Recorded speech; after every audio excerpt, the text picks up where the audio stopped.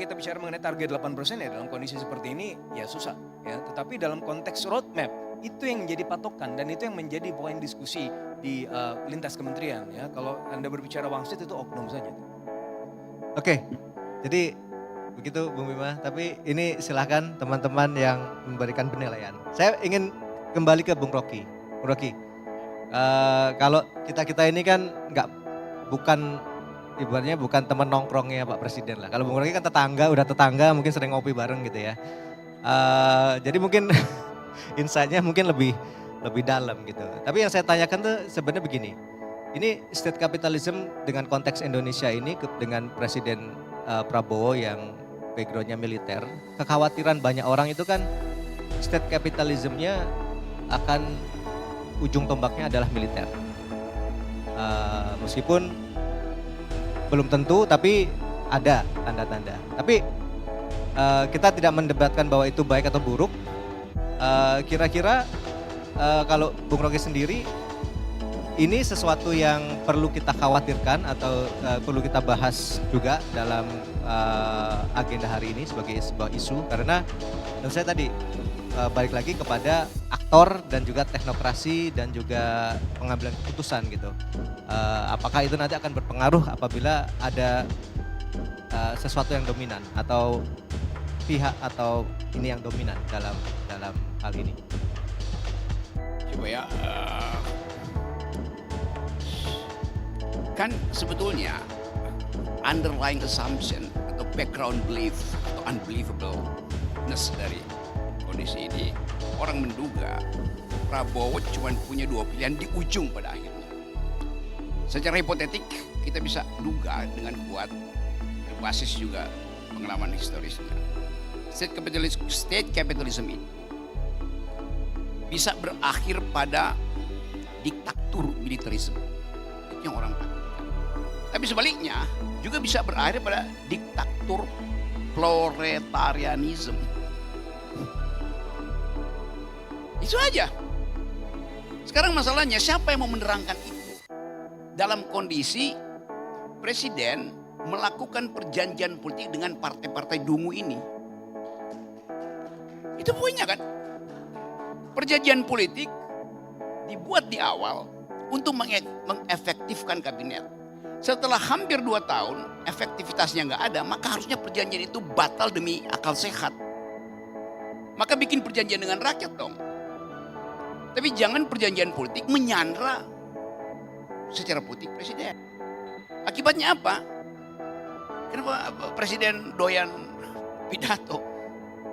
Ya karena menteri-menterinya nggak mampu berpikir, nggak mampu mengucapkan atau takut menafsirkan apa arah politik dan arah ekonomi presiden. Si Prabowo ini sekarang dia jadi juru bicara kabinet justru. Bukan lagi presiden, ya juru bicara kabinet. Karena kabinetnya gugup dan gagap. Kan itu sebetulnya di belakang back mind kita. Kalau kita mau konsisten, rise of state capitalism ada dalam konstitusi, secara historis ada. Dunia sekarang ada terombang-ambing ini, apa betul Bank Indonesia itu misalnya harus ada dalam posisi independen. Ambil alih aja lah Bank Indonesia, jadi Bank Indonesia bagian dari pemerintah. Ada pertanggungjawaban. Karena itu perjanjian awal yang dibuat awal abad 18 seolah-olah uang itu akan stabil di situ dan tidak boleh diinvestasi negara. Jadi konsekuensi kapitalisme bilang pada presiden ambil alih itu Bank Indonesia. Baru bisa uji paradigmanya itu. Bukan Purbaya yang ambil alih, negara ambil alih itu. Paling enggak gubernur jadi anggota kabinet lagi. Apa yang salah di situ? Ya balikin pada soal-soal. Tetapi dia mesti dibuka sebagai pembicaraan akademis dengan konsekuensi-konsekuensinya.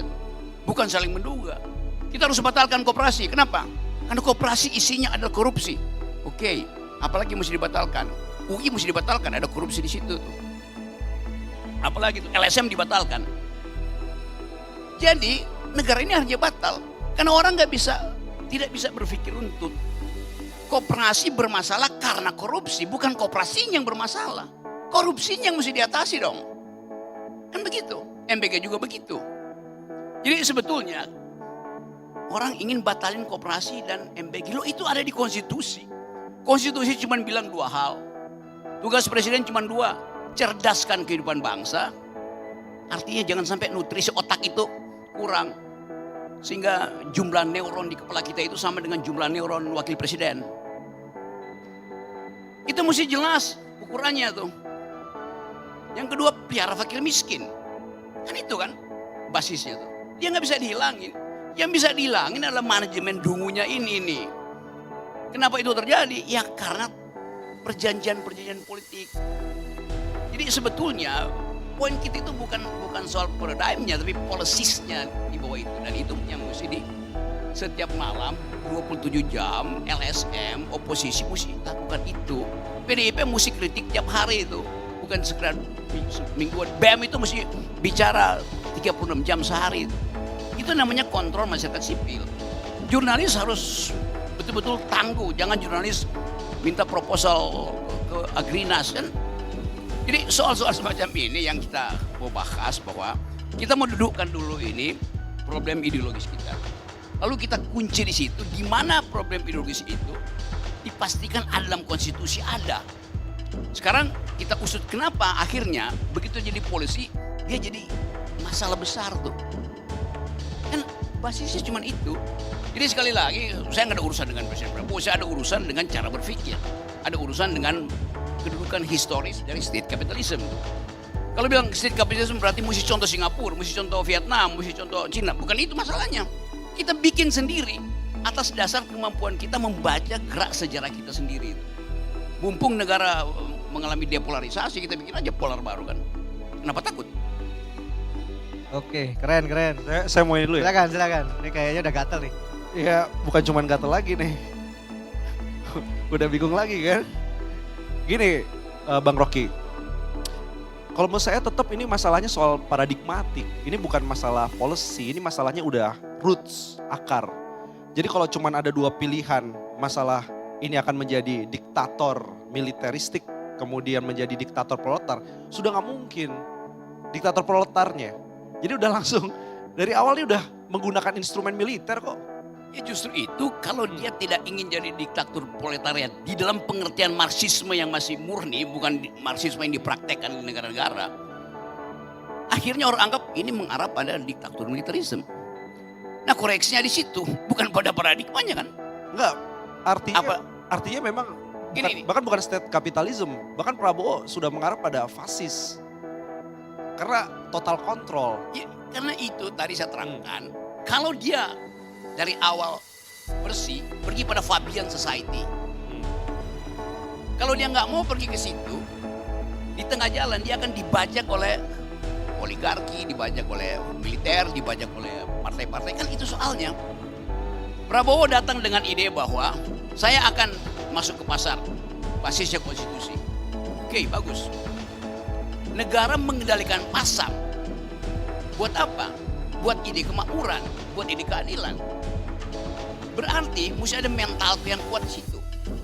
Tetapi kalau yang berkembang sekarang, negara masuk ke pasar atas alasan kepentingan bangsa, tapi keluar dari pasar dengan membawa kepentingan oligarki. Itu nggak diterangkan di publik. Akibatnya meme beredar. Kenapa presiden nggak bisa terangkan? Mungkin dia panik juga terangin itu. Karena perjanjian politiknya belum selesai. Yang kedua, masyarakat sipil menunggu kecelakaan politik dari presiden. Konyol itu. Masalah utamanya adalah tidak ada forum akademis untuk membahas itu. Yang paling brengsek adalah nggak ada menteri yang berani datang ke sini. Coba ajak menteri siapa. Kan itu soalnya. Karena itu solusinya gampang supaya nggak jadi diktator militerisme seperti dikhawatirkan oleh, bukan Bima yang khawatirin, hasil studi Selios yang mengkhawatirkan itu.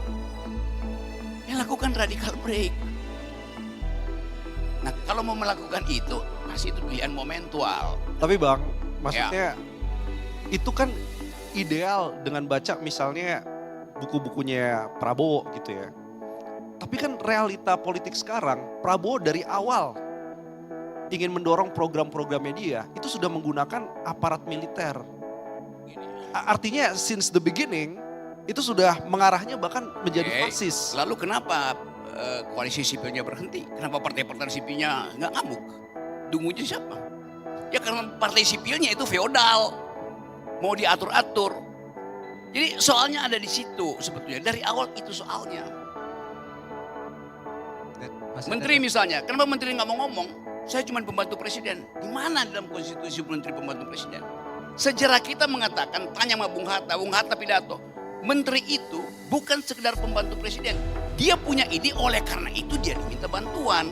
Kan itu. Kalau menteri ini kan hasil perjanjian politik. Jadi idenya supaya dia tidak jadi militeristik, jangan biarkan kabinet itu dari bawah merongrong legitimasi presiden. Enggak bang, kalau menurut saya seolah ada pemisahan antara Prabowo dengan menteri-menterinya itu dua paket yang berbeda. Kalau menurut saya problemnya ada di Prabowo-nya. Kalau problemnya ada di Prabowo, pertanyaan kenapa Prabowo punya problem dengan dia nggak selesai menteri-menterinya? Karena ada perjanjian politik. Jadi tetap dia ditawan oleh itu. Ini soal personal, mungkin dia takut, mungkin dia lagi cari momentum. Tapi yang kita lihat di depan mata itu, nggak ada satupun menteri yang berani datang membela kebijakan presiden. Yang bela presiden siapa? Ini Bang Vika belain presiden. Dia nggak bela presiden.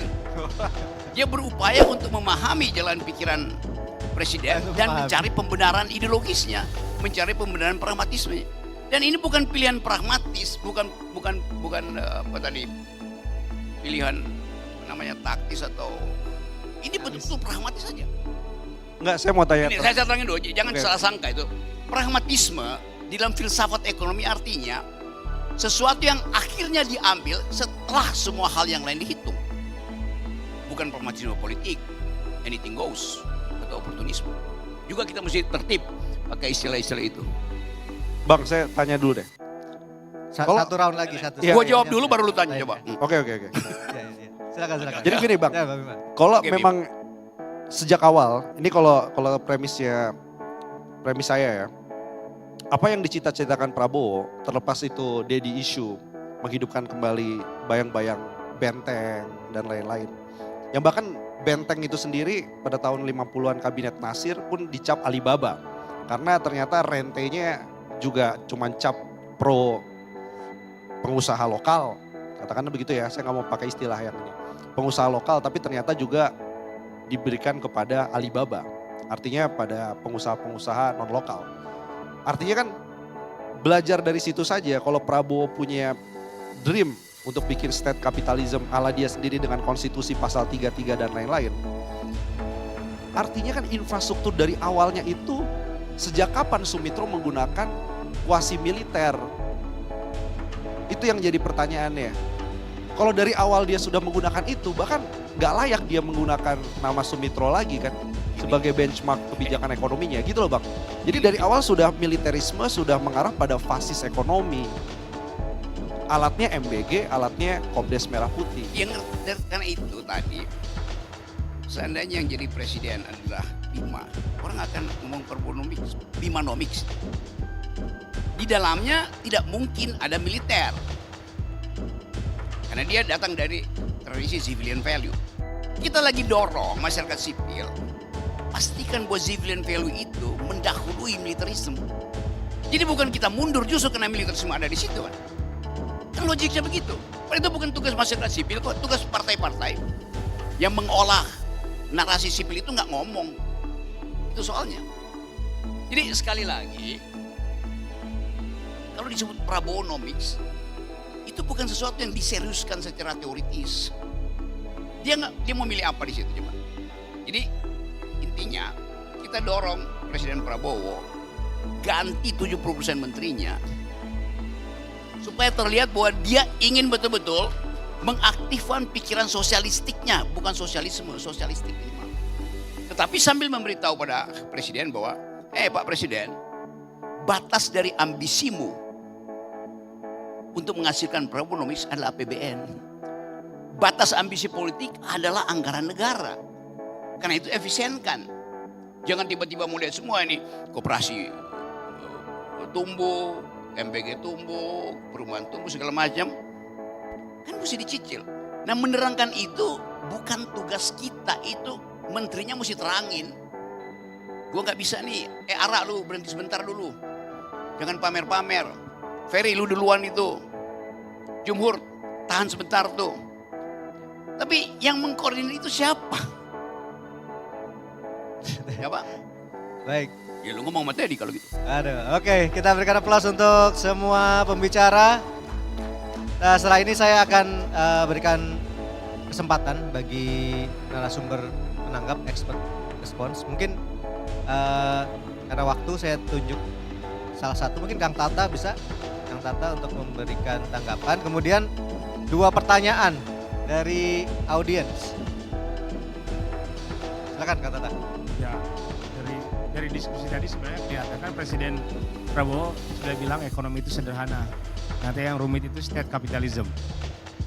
Nah, saya melihat sebetulnya kalau kita belajar dari beberapa negara tadi disebutkan Korea dan mungkin dari Cina. Cina ini kan bergerak dari ekonomi komando ke state capitalism. Apapun nama yang mereka berikan kan kira-kira mereka menerapkan state capitalism sejak tahun 1978. Kita mau bergerak dari sistem ekonomi yang lebih terbuka ke state capitalism. Saya melihat ada 2 sebetulnya yang absen dan mungkin yang menjadi pokok perdebatan tadi. Yang pertama, state capitalism ini kan perlu ide, perlu gagasan yang kuat, perlu narasi yang kuat. Kita tahu misalnya Cina itu jauh sebelum 1978 sudah banyak gagasan, narasi dalam bentuk tulisan, buku yang yakin sekali Cina itu bisa bangkit. Dulu orang Cina baca kalau baca literatur itu ya nggak mungkin pada saat itu, mungkin tahun 1800 akhir atau 1900 awal. Dan kita tahu dulu kalau misalnya kita keturunan Tionghoa itu tahun 80-an 70-an itu biasa ngirim baju bekas ke sana. Sekarang kan kebalik. Nah, yang mereka punya dan saya lihat absen sekali sekarang adalah gagasan dan narasi mengenai state capitalism ini. Pernah nggak Presiden misalnya menyampaikan, kan setahu saya sih belum pernah gagasan. Apa sih visi dia mengenai misalnya kalau kita bagi kelompok ekonomi atas, menengah, bawah. Ini kan nggak ada. Lalu kemudian bagaimana misalnya state capitalism menghadapi tantangan-tantangan jangka pendek. Kalau saya membahasakannya BEP ekonomi dan BEP politik. Break even point.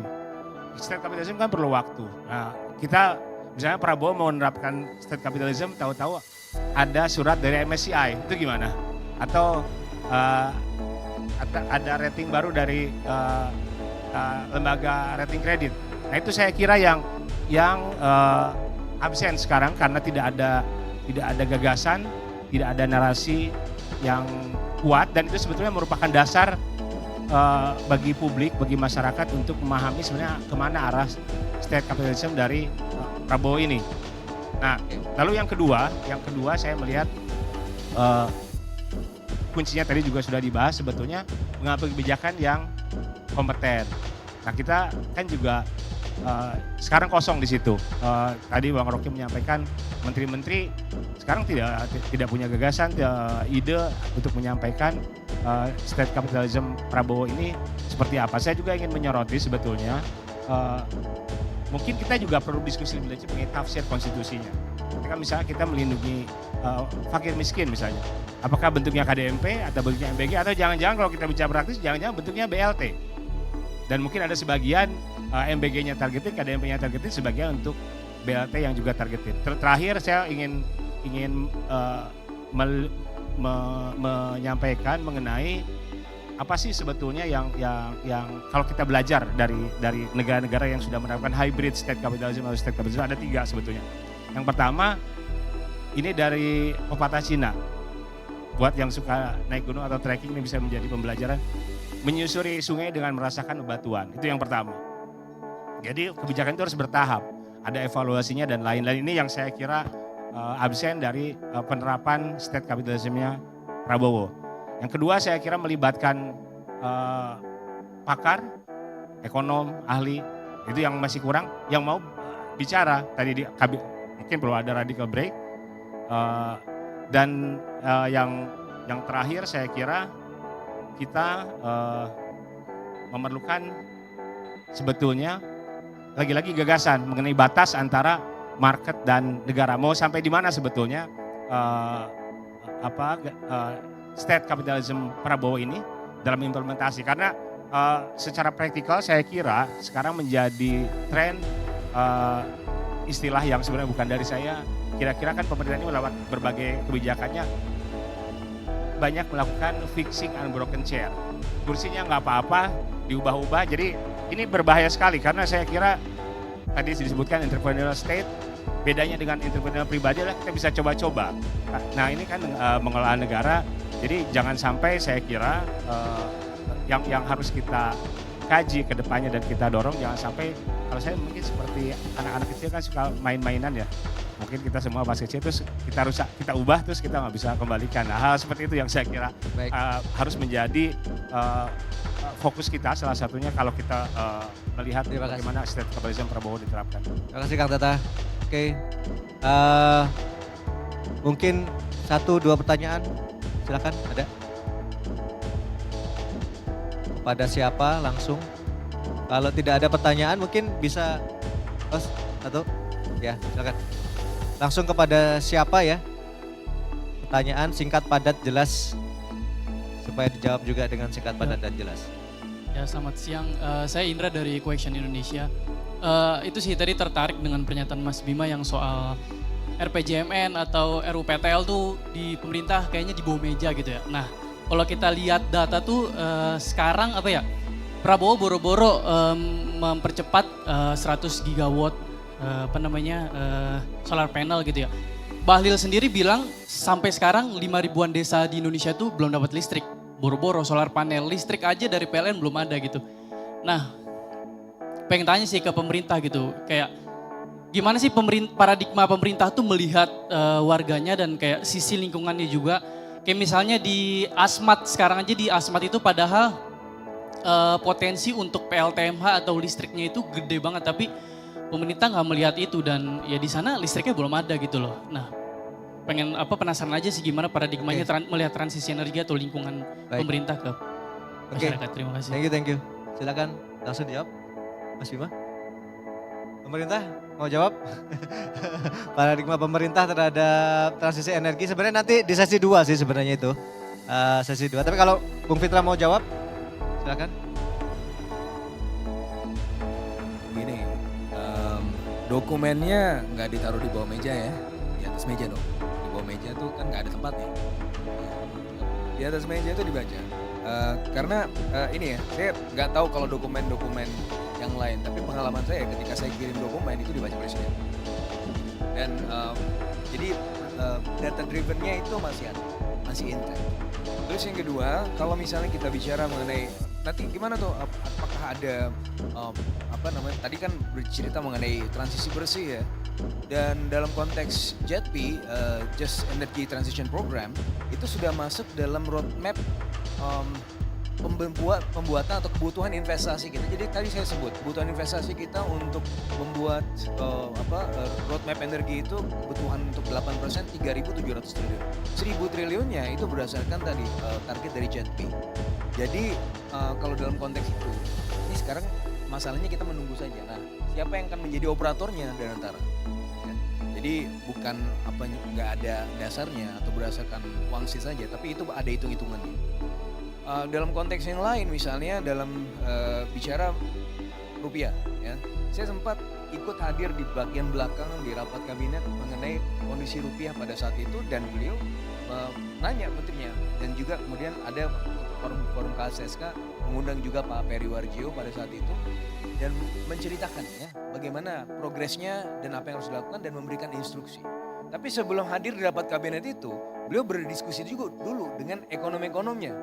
Sehingga pada akhirnya bisa mendapatkan semacam fondasi ekonomi yang kuat sebelum kemudian berdiskusi lagi dengan menteri-menterinya. Jadi bukan menteri nggak diajak bicara, cuman kan masalahnya kan banyak ya. Siapa yang diajak bicara tergantung kebutuhannya. Nah tadi saya sepakat tentang Bang Tata tadi bicara mengenai belajar dari Cina ya. Utlubul ilm walau bisin, belajarlah walau sampai negeri Cina. Menurut saya nggak usah ke Cina, ke Vietnam aja, ya kejauhan. Ya, utlubul ilm walau di Vietnam. Nah, apa yang bisa dipelajari dari Vietnam? Saya ingat waktu itu menganalisa evaluasi ASEAN China FTA dalam satu forum dengan Area. Saya Saya berdebat dengan satu profesor dari South Korea, kita bicara mengenai model, ya ada semacam diskusi lah yang hangat. Nah kemudian profesor dari Vietnam di ujung meja sana cuma duduk aja. Ya. Pada sesi makan siang dia tanya, ngapain sih mau debat-debat begitu? Tahu nggak kenapa Vietnam bisa seperti ini? We have nothing to lose, so we join and we work, gitu katanya. Itu kan dalam konteks ini, ya kadang-kadang kita bicara mengenai hal-hal yang sifatnya tadi dokumen, ya. Tapi ketika dokumennya itu dibahas terus menerus, nggak ada pelaksanaannya. Nah, tapi di sisi yang lain tentunya juga kalau kita bicara bagaimana kita bekerja, Vietnam juga ada rule base-nya, ada kemudian data driven progress-nya, tapi kemudian tidak berkutat ke ratusan lebih dokumen. Itu kita bicara mengenai ini mana yang bisa digunakan, kita bicara, kita diskusi, ongkosnya mana, benefitnya mana, dan kita laksanakan. Terima kasih. Mas, saya dikit ya. Ya, Ya.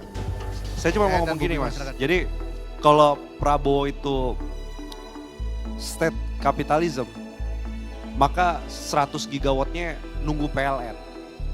Tapi kalau kata Bang Rocky, bagaimana menjadikan Prabowo sosialistik, maka seharusnya energi poverty, kemiskinan energi di banyak desa yang belum ada listriknya, itu langsung dijawab dengan energi terbarukan skala komunitas. Jadi break up dari monopolinya PLN. Jadi kalau kelihatan sekarang ini kan sebenarnya saking bingungnya, ini siapa yang mau memulai proyek itu.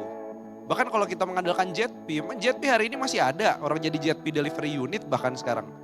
Orang sudah banyak yang mempertanyakan kerjasama internasional model JETP itu gagal, ya kan?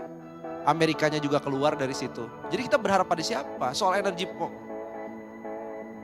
yes, ada Jerman dan Jepang sebagai kolit. Kita nggak mengandalkan JETP, tapi kita mengandalkan modelnya JETP, model institusional yang kita pakai. Itu juga. It's not about the actor, it's about the institution. Iya, betul. Makanya saya terangkan bahwa JETP berubah menjadi JETP delivery unit, itu pun dia nggak melakukan regulatory reform. Padahal bottleneck-nya ada pada PLN. Jadi pilihannya itu, mau pilih mana? Kalau mau pilih state capitalism, nunggu PLN keuangannya memang sehat. Tapi kalau kita pakai cara-cara yang memang betul-betul dari rakyat dan pasal 33 itu ada putusan MK soal kolektivisme rakyat itu dihargai di situ. Itu yang hilang dari percakapan. Jadi semuanya mau diatur-atur sama negara, state. Padahal ada kolektivisme rakyat. Apa dalam energi? Renewable energy yang base-nya adalah komunitas. Itu nggak pernah muncul bahkan dalam pidato-pidato presiden. Iya kan? Jadi orang suruh menunggu PLN, suruh menunggu Danantara, nowhere to go. Nggak akan jalan, bahkan 17 gigawatt juga susah. Oke, menarik. Silakan, Bung Jahen. Saya sembari jadi Terakhir penonton ya. di sini. Saya mungkin mau merespons juga Bang Tata ya, dan sepertinya kita tuh entah kenapa terlalu percaya dengan pemerintah. Jadi mungkin saya pengen balikin lagi ke topik awal dari diskusi kita, state capitalism good or bad. We've done it before, ya. Lewat cara apa? BUMN. Ya kan salah satu cara state capitalism adalah semakin besarnya peranan BUMN dalam perekonomian.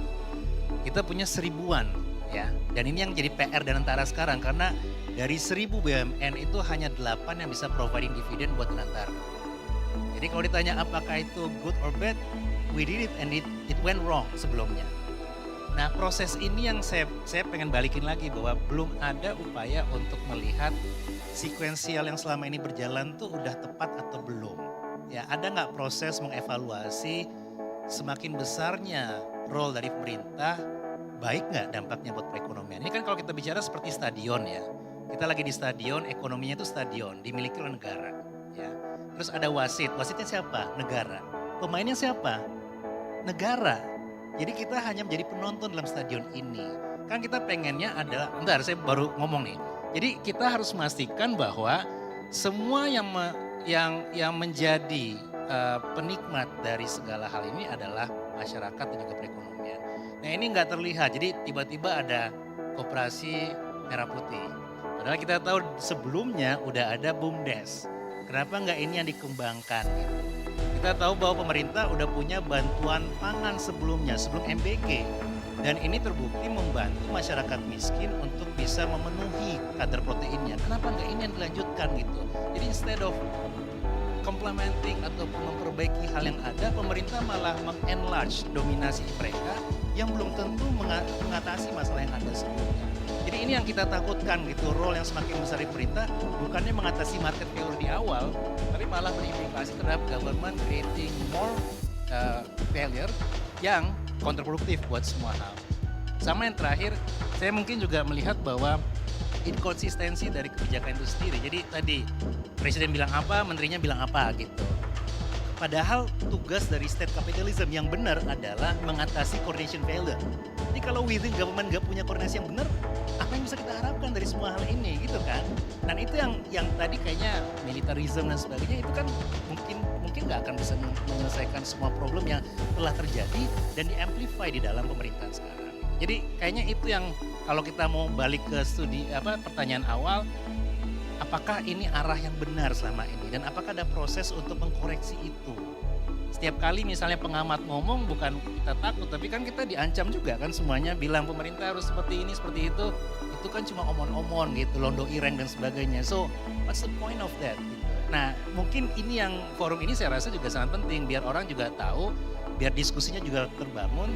Ada banyak perspektif yang harapannya kan bisa membantu pemerintah doing in the right way. Ya, kita semua pengen hidup enak kan ya, kita pengen hidup nyaman, energinya terpenuhi dan sebagainya. Tapi kalau dikelola dengan cara yang nggak pas, itu yang kita nggak suka. Gitu. Oke, good. Silakan.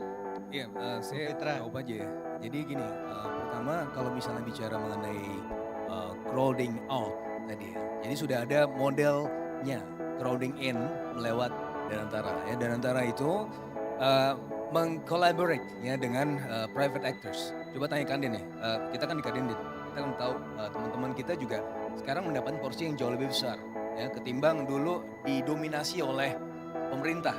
Jadi crowding out gitu. Jadi dalam konteks ini ada beberapa proyek-proyek yang berkembang gitu ya. Memang Danantara sebagai risk absorbernya, tapi di sisi yang lain mengajak serta dengan private entities. Gitu. Jadi bukan mengcrowd, jadi bukannya tadi yang sebagaimana Jahen sampaikan. Terus apalagi tadi Jahen bilang mengenai apa sih? Tadi bukan. Tadi saya dengar mengenai militerisasi ya. Saya jawab singkat aja. Ini kan masalah proximitas tugas saja ya. Jadi kalau misalnya kita bicara yang baik proximity, yang paling gampang menjalankannya ya militer. Gitu ya. Tapi ya ini kan sebagai ad hoc. Kalau kita bicara ad hoc policies yang harus cepat selesai via militer, kenapa? Karena ya kalau misalnya gini, saya jadi menteri, yang saya gunakan adalah teman-teman LPM. Kenapa? Saya kenal dekat, gitu kan? Karena saya tahu bisa mengerjakannya dengan baik.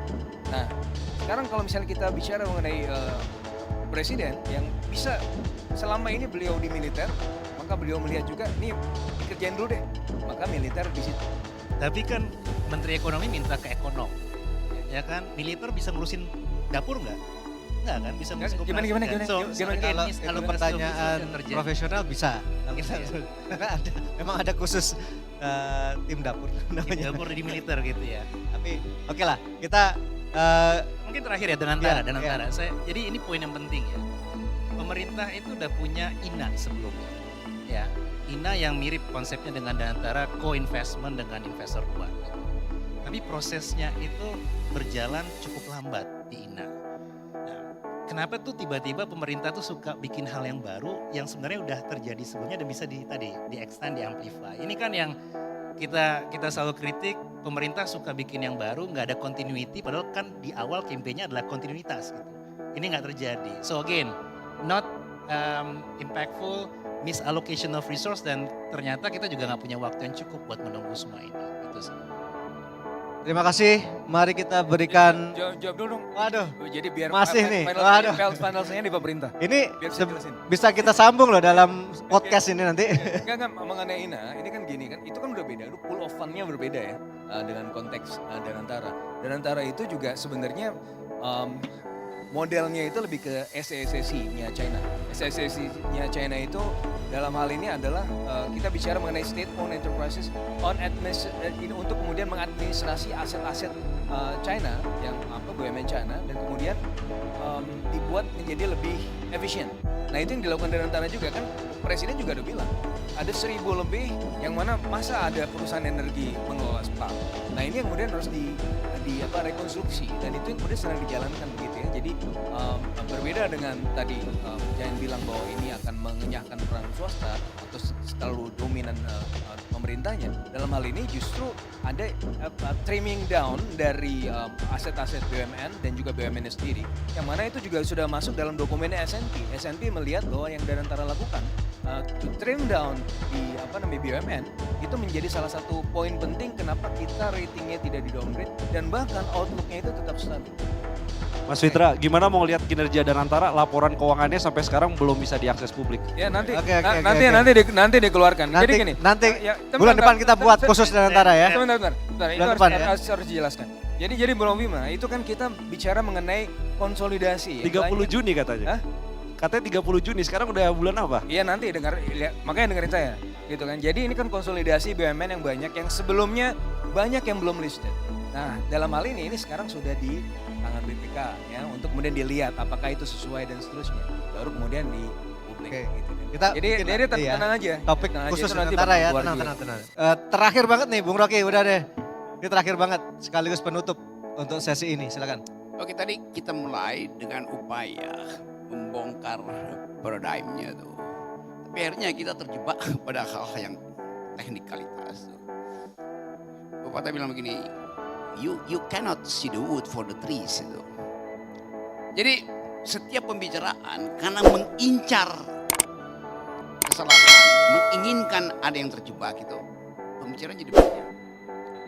Kita takut pada militarisme. Gue gak takut. Kenapa lu gak takut? Lu gue masyarakat sipil kok. Kenapa gue mesti takut? Bahkan yang mesti bicara itu kan DPR. DPR yang mesti halangi. Bukan militarisme, creeping militarisme. Memang militer hari ini sama dengan militernya Soeharto. Ada garis komando yang lurus. Kalau dia didasarkan tadi pada keinginan untuk korupsi, disogok aja dia berhenti juga kan jadi totaliter kan. Beda dengan militerisme dalam pengertian ideologis. Nggak ada di dalam Indonesia tuh orang jadi militerisme. 98 gagal semua itu. Jadi kita mau atau paling nggak saya ingin ada pembicaraan yang betul-betul tenang, sober. Supaya kita bisa deteksi sebetulnya dari awal apa masalah itu. Nah forum-forum semacam ini dibikin tiap hari itu Adin. Supaya kita lihat itu siapa yang punya otak, siapa yang cuma mau buka mulut doang. Kalau presiden tahu ini, kayak tadi misalnya ada berita bahwa carbon trading itu akan dikasih pada komunitas tuh, yang punya 1.000 lahan aja silakan bikin tuh. Tetapi nanti akan diulas lagi, iya komunitas tentara, komunitas polisi. Jadi pesimisme datang lebih dulu. Nah kita ingin ada masyarakat yang berakal itu. Tuntun percakapan itu supaya ada duel argumen habis-habisan. Bukan promosiin sentimen. Terima kasih sudah menonton. Terima kasih. Jangan lupa Mari kita like, berikan komen, tepuk tangan subscribe. dan apresiasi Sampai kepada jumpa semua kembali. narasumber